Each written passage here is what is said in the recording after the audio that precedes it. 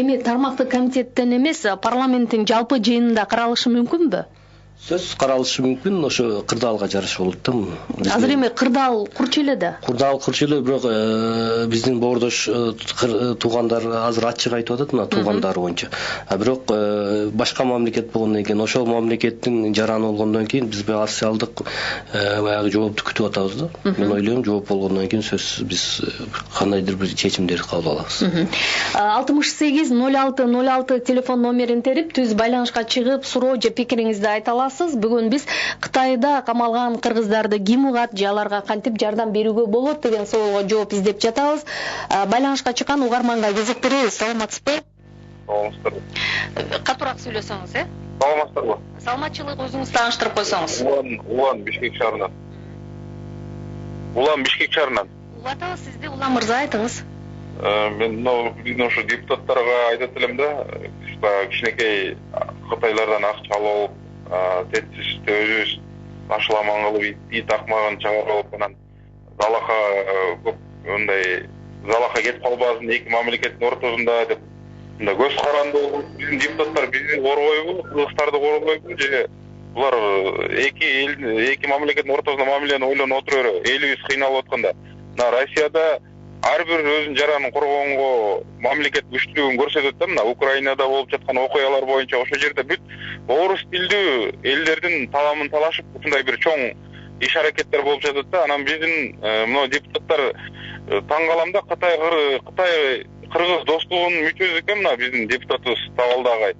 Бирок ушул барып, ошол жерден таанышып, көрүп, бир комиссия түзүп, бир өзүнүн авторитетин качан булар көрсөтөт? Же элден итак эле жаман бир позитивдеги бааларды алып жүрүшөт.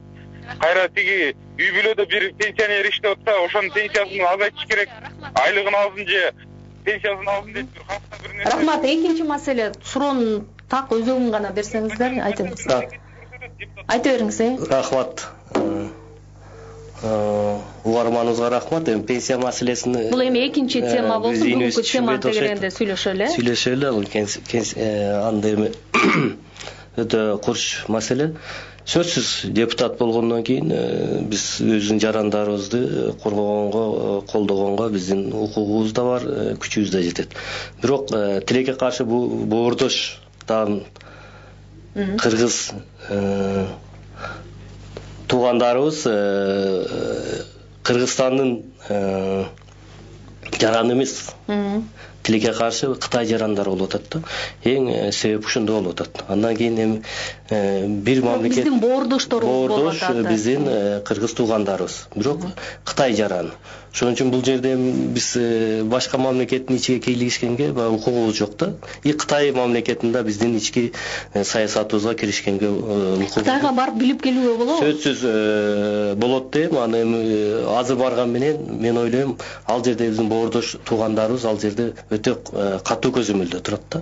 Аларда барып келдиңизби, болдуңузбу? Мен июль айынын аягында мен болдум, ошол быйылкы жылы, Үрүмчү шаарында болгондо. Мен бир топ ошо биздин боордош кыргыз туугандар менен жолуктум. Ошондо да ал кишилер айтты. Ошол кезде мага айтты эле, бизде эми башка улуттарга караганда кыргыз жарандарына анчалык чоң кысым жок деп айтты да. Ошондо мен айттым, бизде тиешелүү мыйзамдар кабыл алынган. Кыргызстанга келүү боюнча, Кыргызстанга жарандыгын алуу боюнча бир топ жеңил условиялар түзүлгөн. Ошол жака кайтуу боюнча маселени койдук. Бирок биздин боордош кыргыздар туугандарыбыз айтты, ошол жерде бизге Кытай мамлекети тарабынан ошол жараны катары бир топ жеңилдиктер, бир топ жакшы условиялар түзүлгөн. Ошол эле ипотека, жумуш орун жана башкалар боюнча биз камалгандар менен жолуга алдыңызбы? Камактан чыккандары бар бекен мисалы? Камактан чыккан бир жаш жигит менен жолуга алдым. Мен ошондо ал жигит да бирок ачык көп нерсени айта албады. Анын бирден бирси камалганы ошол телефон боюнча ал жигитибиз кармалыптыр. Тууганыбыз ал ошол Кытай жаран экен. Бул жактан барган тууганына ошол телефон атына өзүнүн паспортунан телефон оформить этип берген экен. Бирок ошол баягы ал жерде запрет коюлган WhatsApp жана башка программаларды качать эткен үчүн ошол тууганы ал жигитти 2,5 ай ошо лагерде болуп чыктым деп айтты эле да. Бирок мага ал жигит өтө терең эч нерсени айткан жок да. Ошондон себептен сиз сураганга аракет кылдыңыз, бирок маалымат берген жок. Маалымат берген жок. Кошумчаңыз барбы, Марат мырза?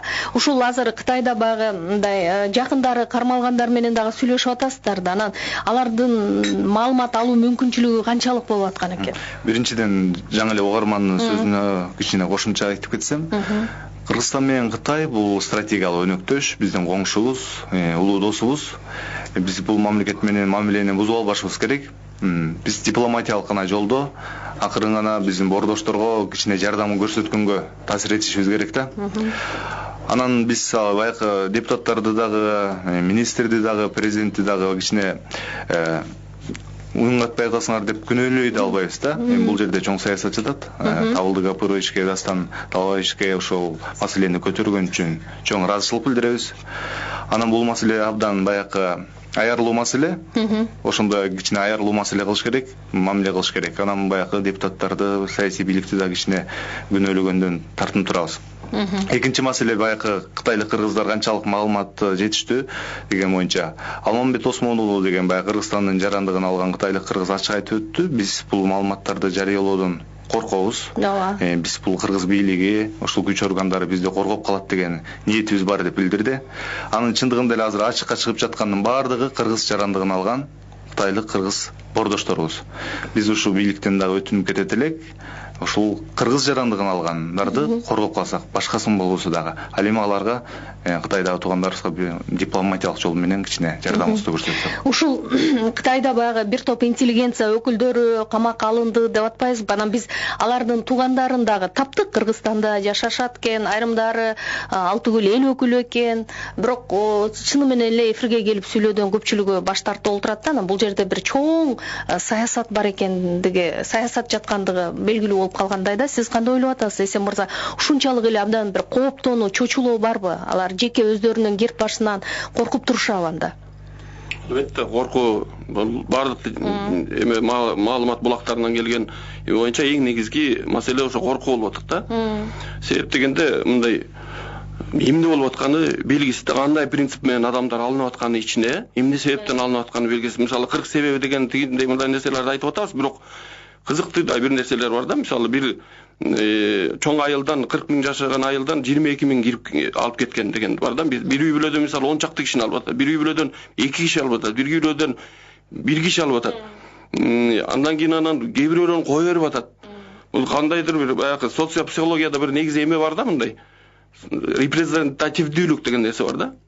Атайын мындай социопсихологиялык бир эксперимент жүргүзүп аткан сыяктуу бир маани кетип атат да. Баягы мен ошо тармакта баягы адис болгондуктан ошондой ойго кетип атат. Анткени эгер сен бир элдин кандайдыр бир момундай басмырлоого, зулумдукка, башка тилди мисалы банкрот болуп калган момундай коммунисттик идеологияны мисалы таңгулоого аракет кылсаң, ошо эл кандай реакция берет? Ошо элдин көп үй бүлөлүү эмеси, үй бүлөсү кандай реакция берет? Эки үй бүлөсү адам кандай реакция берет? Карысы кандай реакция берет? Аялы кандай реакция берет? Жашы кандай реакция берет деген сыяктуу ушундай түрдүү тайпадан бардык эркек, аял дебей, жаштар, кары дебей алынып атат да. Ошондуктан бул өтө коркунучтуу болгондуктан дүйнө да коркуп атат. Мындан чочулуп атат. Ошондуктан басым кылынып атканын себеби да ошол да. Анан биз бул жерде жанакы окурман суроосу боюнча жооп берейин деп аткан, айта кетейин деп атам да толуктоо. Биз саясатчылар менен жарандык коом бири-бирибизди жакшы түшүнүшүбүз керек да. Саясатчылар ушундай аяр, аста ойлонуп, кадамдардын баарын кеңешип, жарандык коомдун баягы күчтүү инсандар менен кеңешип, аста-аста кадамдар менен бул иштерди анткенде расмият бул башка иш да. Бирок жарандык коом колдон келишинче бул жанагы дүйнөлүк толкун буга каршы, ушундай баягы зулумдукка каршы дүйнөлүк толкун бар болгондуктан жарандык коом ошо толкунга кошула бериш керек. Колдон келишсе могу кыргыз тандык баягы Кыргыз Республикасынын жарандыгын алган кыргыз улутундагы мурунку кытайлык кыргыздар, азыркы биздин жарандык коом колдон келишинче жанакындай дүйнөлүк аты бар Amnesty International сыяктуу, Human Rights Watch сыяктуу уюмдар аркылуу аракет кылыш керек да. Анткени алардын bunday иштер боюнча үлкөн баягы тажрыйбасы бар да.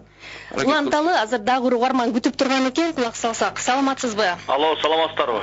Атым Жылдызбек. Мен мындай демекчимин да, бул Сталин 37-жылкы репрессия окшошуп атат да, түндө келип эле жүктөп кетти дегенчи. Экинчи маселе, кыргыздарды Россиядан депортация кылганда кара тизмеге киргизген. Ошону ар кандай бир 30-40тан ашык мисал причиналар менен айдаган да. 100дөн ашык, 100 миңден ашык кыргыздын жарандары. Ошондой эле болот да, себеби мурдагы уйгур сепаратисттердин арасында ушу кыргыздарды да кош мусулман элинде ошого басымдуулук болот. Айтыңыз да, сизде бир факт бар, ушу кыргыз улутундагы өкүлдөр ушундай сепаратистке катышкан деген барбы? Мына мисалы посол эмне кылып атат ал жерде? Мына бул жерде Тышкы иштер министрлиги мына биз деле ызаны унутабыз, bizde деле кыргыз кытайлар жүрүшөт, эч кандай куугунтук жок, кенен басып эле жүрүшөт го, биз эмне баарына кылсак, ал жерде эмне үчүн мындай неме болбой атат? Мен ойлойм, президентибиз гана келишпесе, эч кандай бир чече албайсыңар го дейм да, чечкөндө бир кадамдар болбой атат да. Рахмат. Табылды мырза.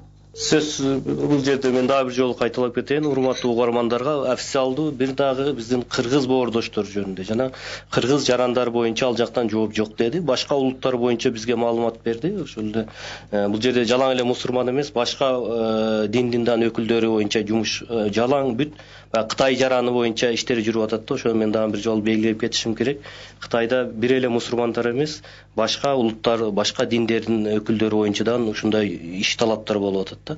Анан сиз айткандай бир да кыргыз жараны ошондой сепаратизм боюнча кармалды деген маалымат бизде жок. Ушул эле мисалы биздин гана кыргыз жаран, кыргыз улутундагылар эмес, башка улуттагылар дагы бар экен деп атпайбызбы? Бирок ошол эле учурда мисалы ушундай кайрылуу болгондо казак мамлекети президенти Нурсултан Назарбаев атайын бир Тышкы иштер министрлиги аркылуу ал жака мындай нота жиберген экен да. Ушундай нотаны Кыргызстан жиберүүгө эмне үчүн болбойт деген дагы суроолор келип атат да. Табалды мырза.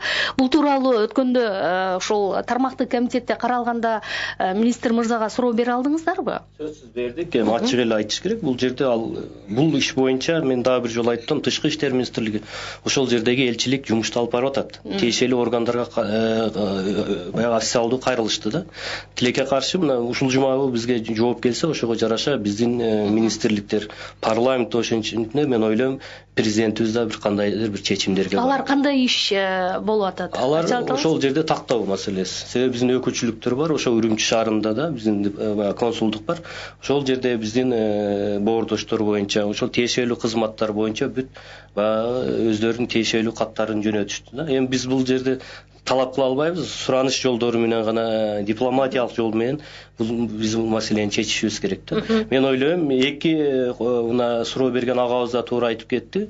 Бул жерде эки мамлекет башчынын сүйлөшүүсүндө бир топ маселелер оңой чечилет да. Мен ойлойм, биздин президентибиз жакын арада бул боюнча чечим. Кыргыз бийлиги деле ошол казак бийлиги сыяктуу мындай нота жиберүүгө болобу? Сиздин оңуңуз кандай? Же биз кырдаалды курчутуп алууга алып келеби эсен мырзанда?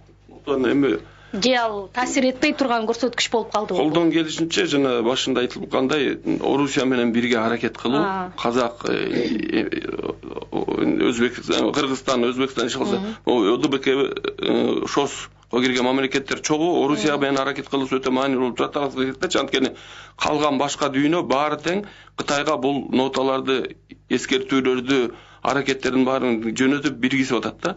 Ошон үчүн Орусия бул өтө таасирлүү мамлекет да.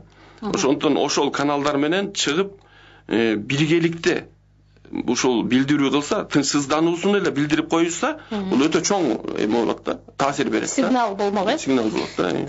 Азыр биздин студиябызга ошол Кытайда камалган кыргыздардын жакындарынын өкүлү келип кошулду. Бейшакан Камса кызы, туура айтып жатам, Бейшакан айым. Айтып берсеңиз, сиздин жакындарыңыз камалдыбы? Сиз бул жака канча жылдан бери Кыргызстанда жашап атасыз? Маалыматты өзүңүздөн алсак. Микрофонго жакыныраак. 3 жыл болду бул жерге келгениме. 2015 келгем. 2015 келип ушу жактын жаранын алдык. Ошол жакта мен азыр өзүмдүн атам, бир тууган сиңдим, тагы сиңдимдин күйөөбү, бир тууган кайнаган айели менен эки кайнажамдын күйөөбү кетти да азыр.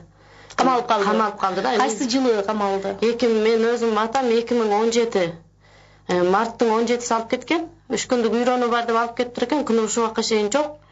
Бирок азыр аз убакыттан бери уксам, ошо 15 жылга кесиптир деди да. эч бир күнөөсүз да, малчы болчу да. Бир неси жок эми бир мешитке барып намаз окушу. Ошодон ана сиңдимди де, анын күйөөбү ошо башка бир одандан болчу да. Аны ошо оданның Күнөс оданы деген жерден болчу. Аны ошо Күнөс оданның Алмалы айылынын тургуну болчу. Аны ошол оданның адамдары өзү неме кылыптыр да. Заңдуу түрдө имамдыкка окутуп, акелип бир мешитке имам кылып койгон экен да. Аны ошол тууралуу анан эми жана сиңдимди экөөүндө алып кетти, бирок сиңдиме да 2 жыл кесиптир деди.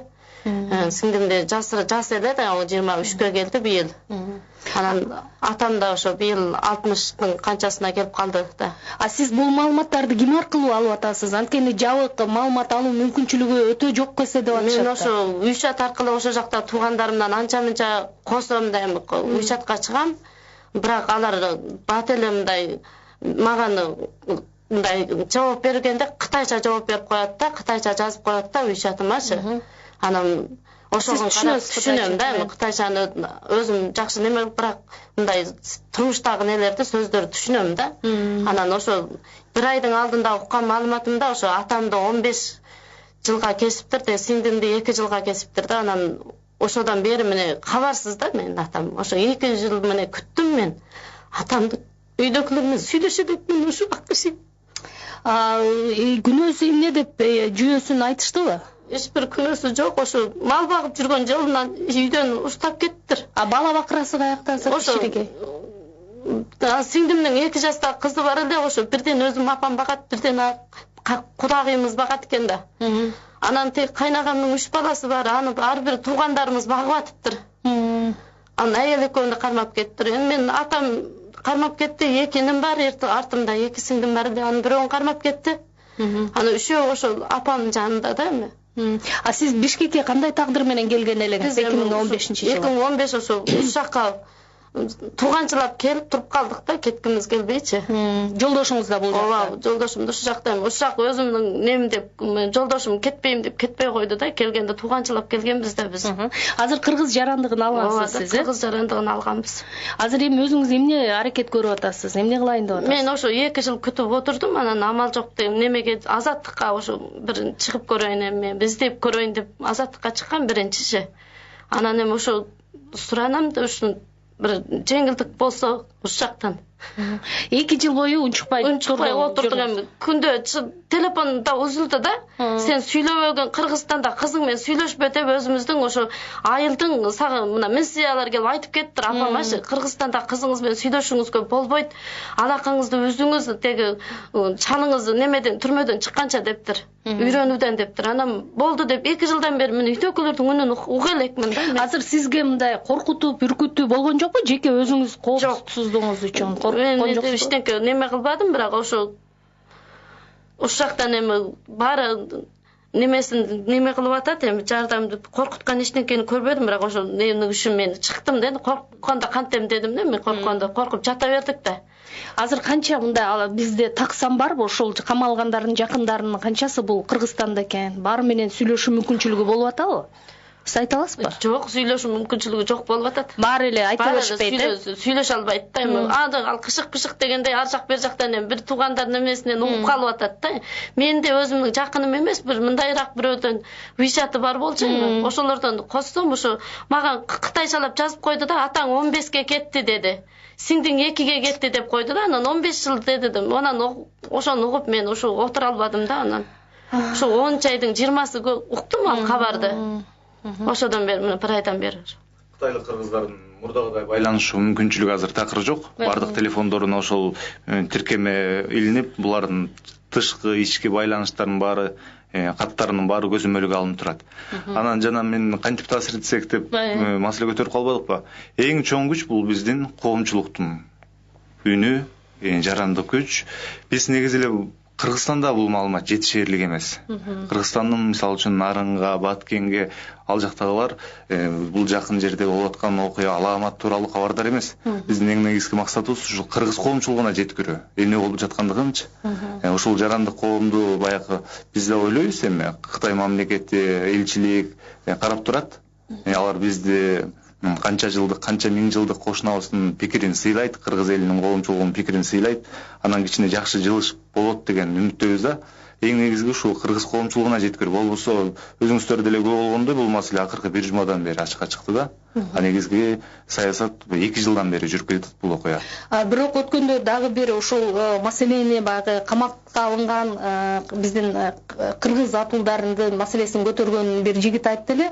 Ал жерде мындай арыздангандардын абактан бошогонго мүмкүнчүлүгү кеңири болуп атыптыр депчи. Бул канчалык деңгээлде чын маалымат? Ал жигит Казакстан боюнча айтты.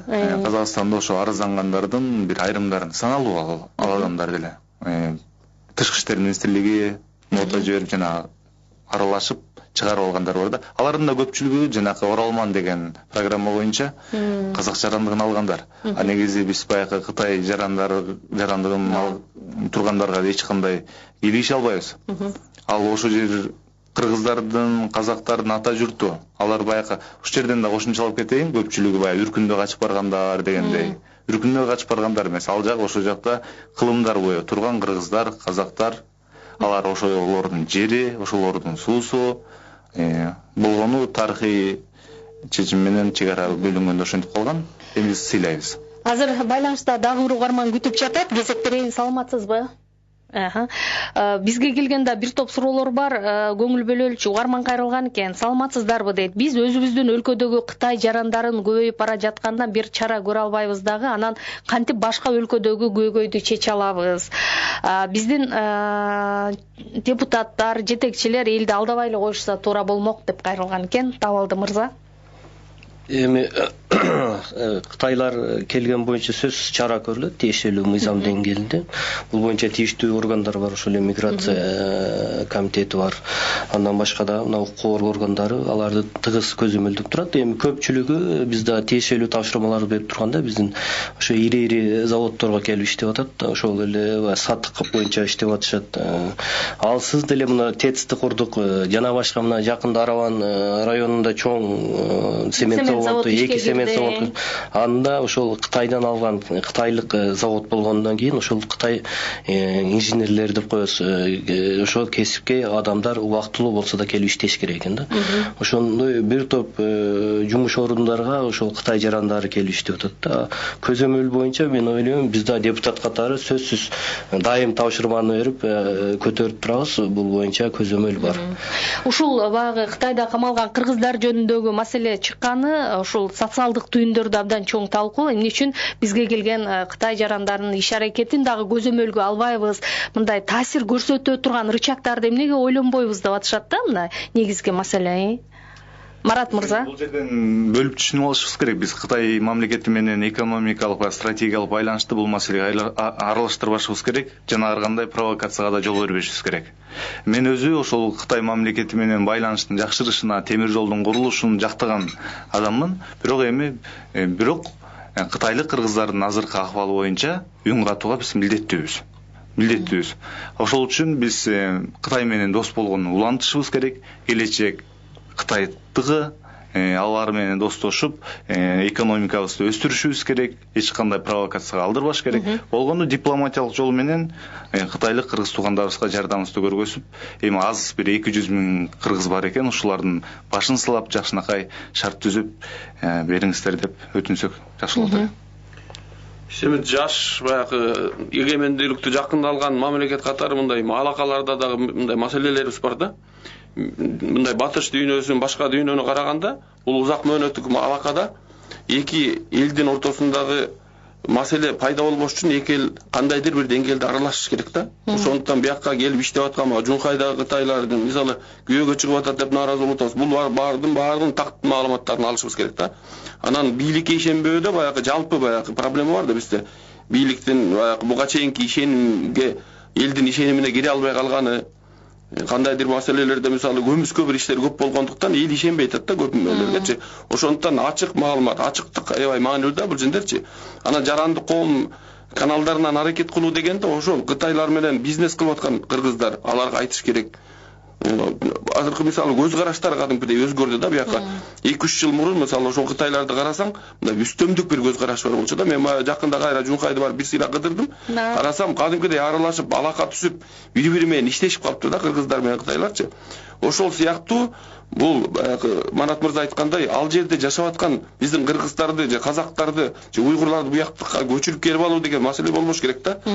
Ошо Кытай өкмөтүнө, азыркы бийлигине дүйнөлүк деңгээлде басым болуп атат. Ошого кошо катышып, биз жаран коом катарындагы саясий немелер менен, каналдар менен дагы басым жасап, пикирин өзгөртүп, мондай улуттук шовинизм, жанагындай бир идеологияны таңгуулап, бул мүмкүн эмес. Кудай Тааладагы адам коомчулуудагы адамзаттын тарыхы муну көрсөттү да, бир коом, бир өңчө эч качан болбойт. 1,5 миллиарддык мисалы кытайлык жарандардан турган бир мамлекетте бир өңчөй болбойт да. Азыркы кезде мисалы ошо кытайлардын арасынан эле мисалы нааразы болгондор чыгып атат. Аларды да камап башташты да. Ошо мурики башка улуттарга кылган мамилелерге нааразы мисалы интеллигенттер чыгып атат. Башка өкүлдөр чыгып атышат. Ошол эле Гонконг, ошол эле Тайвань мисалы Кытай улутунан турат. Ошол эле Малайзиялык кытайлар, булар муну нерсенин баарын туура эмес көрөт да. Ошондуктан азыркы Кытайдын бийлиги элинин жанагындай туңгуюкка тыкпаш керек. Улутчулдук бул эч жака алып барбаган чоң кан төгүлөргө алып барчу шовинисттик идеологиячы. Бул адамзатка дагы чоң залал касиет да. Мисалы Германия 30-жылдарда эмне болду, канча миллион эл эле 50 миллиондой адамдан кырылып кетишине себеп болду да. Эми Кытай ошондой улутчулдук шовинизмге алдырса, өзүнө эң биринчи кезекте өзүнө Кытай элине зыян экенин буга басым жасап атып түшүндүрүш керек болуп атат да. Өзгөрүш мүмкүн. Азыркы кезде мисалы Италия, мисалы Греция сыяктуу мамлекеттерди Евросоюз аркылуу кадимкидей өзгөрттү да психологиясын. Жат вечерлик психологиясынын баары өзгөрүп, башкача болот. Мисалы Сауд Арабиясына жанагы Йемендеги саясатын кадимкидей өзгөртүп атышат азыр. Катарды блокада кылды эле дүйнөлүк коомчулук ошол боюнча басым жасап атып өзгөртүп атат да пикиринчи. Өзгөрткөнгө болот. Кытайда мисалы чоң коркуш керек да. Кытайда камалган кыргыздардын үнүн ким угат же аларга биз кантип жардам бере алабыз деген суроого жооп издеп жатабыз. Биздин студиянын меймандары эксперт аналитик Эсен Өмүракунов, ошондой эле Кытайда ушул жакындары камакта отурган Бейшекан Камза кызы, Кытай кыргыздарына жардам берүү боюнча түзүлгөн комитеттин мүчөсү Марат Тагаев жана жогорку кеңештин депутаты, Кыргызстан Кытай достук коомунун мүчөсү Табалды Тилаев. Азыр кезек угарман сизде, саламатсызбы? Алло, ассаламу алейкум. Кутмандуу күнүңүздөр менен. Саламатсызбы? Угат атабыз. Нарында чыгып жатам, артыңбыз. Ушундай да, сиз туура айтасыз. Адамдык эл аралык мамиледе адамдык сапаттык жагынан эле түшүндүрүш керек. Себеби биздин Кыргыздын жарандары Кытайда туугандарыбыз Кытайдын закону менен жашайт да. Мисалы биздин Кыргызстанда жашап жаткан Кыргыздын жаранын алган кытайлыктарды биз бир экөөнү эмне үчүн сен Кытайча саламдашасың, эмне үчүн сен Кытайдын тамагын жасайсың деп туруп камап койгонго духубуз жетеби? Эгер биз ошондой кылсак, тигилер түшүнөт го дейм да. Эгерде наоборот биз андай кылбай койсок, булар кытайлыктар түшүнүш кыйын да. Анан орус мамлекет Путинге мен ишенем. Путин сөзсүз кийлигишет болуш керек, себеби орустарда бар да Кытайда. Анан кийин эжеге суроо, эжеге калоо, эми сабыр кылыңыз. Менимче сиз өтө туугандарыңыз менен кабарлашпаңыз. Себеби кийин сиз Кытайга туугандарыңызга барганда сизди да камап коюшу мүмкүн да. Өтө сак болуңуз. Рахмат. Рахмат, Марат мырза. Урматтуу аксакал, биз качанга чейин Путинден, качанга чейин Россиядан, биз кыргыз коомчулугу, биз кыргыздарды кыргыз коргоп калышыбыз керек. Биз качанга чейин эле сырттан жардам күтүп отура беребиз. Биз өзүбүздүн катышыбыз керек. Кыргыздан башка эч кимдин кереги жок. Кыргызга кыргыз күйөт. Ошол үчүн бул маселеде экинчи да жагы бар да. Бул кыргыз мамлекетинде элдин биримдиги ушундайда мына тышта бөлүнүп калган кыргыз ушинтип кыйналып атат. Биз болсо бөлүнүп жүрөбүз. Өткөндө эле мына комитеттин жыйыны болгондо бир аксакалыбызды чакырсак төргө отуруп бериңиз деп келе албай калды. Анан телефон чалып эмнеге кечиктиңиз, келесизби деп чалсам, кичине кечигип калдым, кечирип кой, сарбагыштардын жыйынында отурдум эле дейт да. Эми бул жакта кыргыз улутунун маселеси каралып атса, сарбагыш. Ошол үчүн биз өзүбүз Кыргызстандын ичинде биримдикти бекемдеп, кыргыз улуту катары калыптанып, кыргыз улутун баягы күйүшүбүз керек да. Биз анан дагы басып белгилеп кетүүчү нерсе, биз лагерсиз эле биз азыр лагерде отурабыз. Биздин мисал үчүн чыкса көрнөк, жарнак, сүйлөгөшкөн сөзүбүз, биз эгемендүүлүктүн, мамлекеттүүлүгүбүздүн, баягы көз карандыбыздын баркын биле элекпиз. Биздин дагы бир максатыбыз ушул. Кытайлык кыргыздар аркылуу кыргыздарга кыргыз мамлекеттүүлүгүнүн, көз карандысыздыгынын, эгемендүүлүгүнүн баалуулугун жеткизүү. Биз мына азыр лагерсиз эле лагерде отурабыз. Сөзсүз бул жерде аксакалыбыз Боордош биздин кыргыз туугандарга күйгөнүн айтып атат. Бирок биз эгемендүү мамлекетпиз да. Биз Путинден же башка президенттерден жардам күтпөш керек. Биздин президентибизден болгон күчүн жумшайт дейм, бирок дипломатиялык жол менен да ал киши да ошол өзүнүн чечимдерин мен ойлойм такталган маселелер боюнча же кандайдыр бир иш сапар болобу же телефондук байланыш болобу, ал киши сөзсүз түрдө биздин Боордош кыргыз туугандарыбызды көңүл сыртында калтырбайт деп ойлойм да. Мен эжеге да кайрылып кетелем, сабырдуулук тилейбиз. Себеби биздин бир туугандарыбыз ошол Кытай жараны ошол жерде жашап атат, кылымдап. Мен ойлойм, алардын да келечегин ойлошубуз керек да. Бул жерде дагы бир угарман жөнөтүп атат да, ошол лагерлерде абдан чоң кордук көрөт деген маалыматтарды тактай алдыңыздарбы? Ошондой эле кытайча кызыл ырлар дегенди дагы жаттатышат экен. Бул компартияны мактап жактаган ырлар. Бул боюнча сүйлөшүү болдубу деген да. Сиз угалдыңызбы Бешекан айым? Ошо ал жакта ошо азыркы айткан ошо Кытайдын ырларын ырдатып атыптыр. Азыр айылдарга могу бүткүл эле кызыл желегин чыгарып, эртең менен эрте барат экен.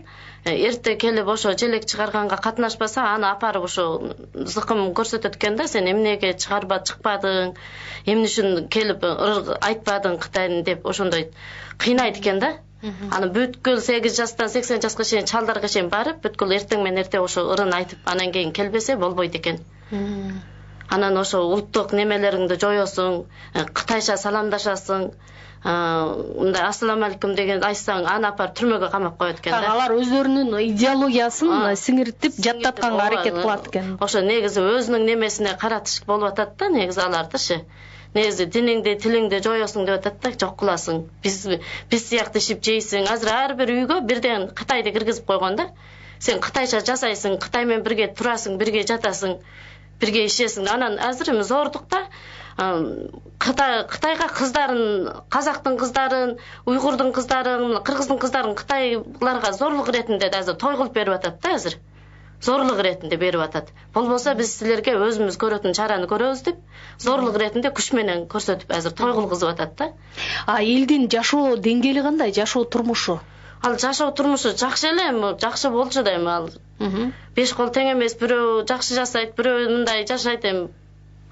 Жакшы эле жашоо турмуш жакшы болчу да, бирок эми ушул 2017ден бери ошо саясатын жаман өзгөрттү да булар. Билим алууга болгон деңгээл кандай? Жакшы билим алууга болгон деңгээлдери жакшы. Бизге эми башкалай кысым көрсөткөн жок. Ошол жерден өсүп өндүк. Биз Кытай саясатына, Кытайдын немесине мындай немелигибиз жок, бирок ушул жолго саясатына биз наразыбыз да, Кытайдыңчы. Анын немесине биз жамандабайбыз Кытай өкмөтүнчү. Бирок ушул саясатын өзгөртүп, биздин могу казак, кыргыз могу бир туугандарыбызды кой берип, мындай лагерин жабып, өзү эркиндигин берсе, адамдык укугун берсе, биз ошого немеге суранабыз да, башкалай немемиз жок. Адамча жашаса алар ал жердеги туугандарыбызды бизди алака кылдырбайт, бизге сүйлөштүрбөйт. Биз эми сүйлөшүбүз керек. Атаны баладан бөлгөн неме закон жок да. Ошол үчүн бизди сүйлөштүрүш керек да. Биз эми бир аман салам билебиз, башкалай эчтеке айтпайбыз да ал жерге. Анан бул жерде дагы бир угарман сурап атат да, ошол камалгандарды камактан чыккандан кийин дейт, жакындарына байланышка чыктырбай, андан кийин дагы мындай көзөмөлдүк кылат деген маалыматтар такталдыбы дейт. Камактан чыккандар менен бизде байланышка такыр мүмкүнчүлүк жок. Анан ошондон ойлоп атабыз азыр. Ал камактан чыккандар дагы мындай чындыгында эле жана тарбиялык лагерден өткөндөн кийин кичине өзүн башкача алып жүрүп калабы деген сыяктуучу. Дайыма мындай иште коркуу сезим менен жашайт. Так маалымат жок да. Анан бул камалгандар 50 000 бул камалган гана киши. Ал эми алардын саны көп болушу мүмкүн деп атат. Күн сайын барып 2 сааттыр. Бул расмий маалыматпы, расмий бейрасмийби? Кайдан келген? Бейрасмий, бирок мунун чындыкка толук жатышы мүмкүн, себеби баягы чындыкка толук жатышы мүмкүн. Ар кандай цифрларын чогултканда болом. Андан сырткары бул 50 миңден сырткары күн сайын 2-3 сааттан барып сабак алып келгендер бар. Бар ошо компартияны мактап ырдап, ошол мында цифра абдан көп болушу мүмкүн. Азыр байланыштагы угарманды угуп коелу. Месе мырза, сизге сөз берем. Саламатсызбы? Алло. Батабыз. Салам алейкум. Коноктурга салам барыңызга. Бияқта жан кейиткен теманы көтөрдүңүз, Майра сиз. Сизге рахмат. Мен конокторго айтып элем ушу.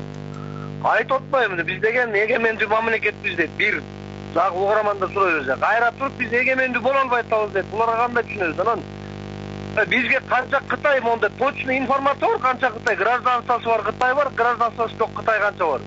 Сечте канча Кытай кирди, ошонун баары эсеби жок экен. Өткөндө парламенттен деле укпадыкпы? Кытайдын эсебин билбейт экен. Анан эмнеге коркуп атасыңыз? Эгемендүү деп айтып атасыз да, эмне коркосуңар энди? Биздин кыргыздын жарандар жакында Кытайлар башатыр 10 жылдан кийин. Болду мына $5,000 менен гражданствоны сатат экен. Өткөндө журналисттер иликтеди. Жумхайдан барып $5,000 калдым деп Кытай отурат. Рахмат. Биздин сотрудниктер сатат экен. Брак деп акыр. Табылды мырза. Бул чоң көйгөй, бул Кытай жарандарына эле тийиштүү эмес, бул азыр Өзбекстандан да көп биздин жарандарыбыз кирип атат. Ошон үчүн бул боюнча биз мутакымына жумай эле фракцияда карадык, ушу ички сырткы миграция боюнча тиешелүү органдарга да мен палатада көтөрүп чыктым эле. Бизде жүргөн сырттан келген мигранттардын саны, мыйзамсыз жүргөн мигранттар 100 миңден ашты деп тилекке каршы өкмөт тарабынан андай жок деп мага маалыматты так бере элек. Мен жакында күтүп жатам, берсе ошого жараша болот. Анан Кытай жарандары боюнча бир топ азыр күчөтүлгөн режимде иштеп атышат биздин тиешелүү органдар. Алардын ошо жумуш квотасы боюнча жана башка туристтик квоталар менен кандай келип кеттиби кетпеген боюнча мен ойлойм бул жерде көп деле жок да, бир 100 миңден ашкан деп мага баягы так маалымат бериле, бирөө 100 миңден аша элек деген маалымат берди. Маселенин бир гана өңүтү эми күтүп бийлик кандай реакция кылат дегенде калдыбы? Эң негизгиси жана аракеттерди айтпадыкпы, жарандык коомдун аракети, дүйнөлүк коомчулук менен бирге аракет, Орусия менен бирге аракет, андан кийин биздин саясатчылардын каналдары менен аракет, мисалы Токой Мамытов да барып келем деди да жакында.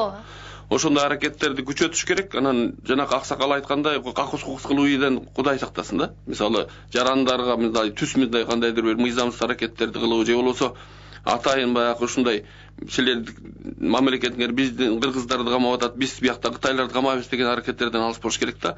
Эгер биз Кытайды азыркы бийлигин, Кытай азыркы элин мисалы тууралыкка багыттайбыз десек, биз өзүбүз туура эмес аракеттерге барбашыбыз керек да. Биз өзүбүз дурус болушубуз керек, туура болушубуз керек да. Анан колдон келишинче бул мыйзамдуу аракеттердин баарын аягына чейин баардык каналдар менен, эл аралык, республикалык, жарандык каналдар менен аракет кыла бериш керек да. Чоң рахмат. Эми күтөлүү маселе кандай өңүт алат, анын чечилиши кандай болот? Бул азыр бардык коомчулукту күттүргөн окуя болуп атат. Бүгүнкү биздин талкууга катышкандар Жогорку Кеңештин депутаты, Кыргыз-Кытай депутаттык достук коомунун мүчөсү Табалдай Тилаев, Кытайлык кыргыздарды колдоо комитетинин мүчөсү Марат Тагаев, эксперт-аналитик Эсен Өмүракунов жана ошо Кытайда жакын туугандары камалган биздин жердешибиз, мекендешибиз Камса кызы Бешикан болду. Рахмат сиздерге келип талкууга катышып бергендиңиздер үчүн ыраазычылык билдирем. Ал эми Марал радиосу өз уктурууларын түз ободо уланта берет. Толкунда калыңыздар.